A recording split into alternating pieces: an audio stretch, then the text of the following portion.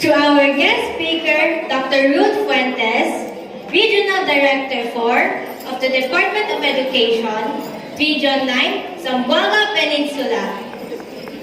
Our Director, Mr. Roy Inhines, our Principal, Professor May Timones, our Catlea Head Coordinator, Teacher Viola Velasquez.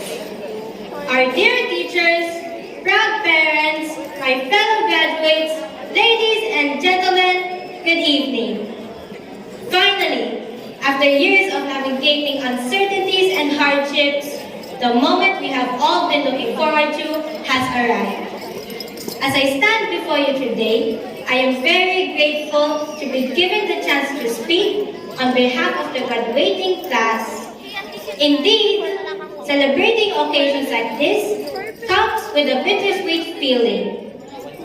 This significant milestone is a time of joy and pride for both us and our loved ones. Now, we are stepping into a new journey filled with opportunities and setbacks.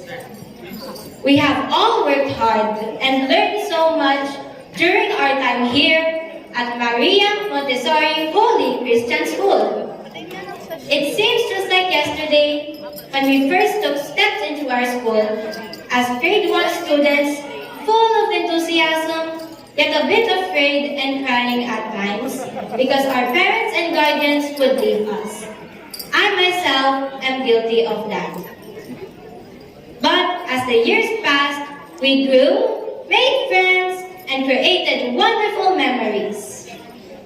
We learned to read and write, solve math problems, and explore the world of science. We discovered the joy of stories and the thrill of games. Truly, each day, we shared something new and important. But more than that, we showed kindness, gained friendship, and helped one another. Before we step into this new journey, let us take a moment to acknowledge those who have helped us reach this landmark.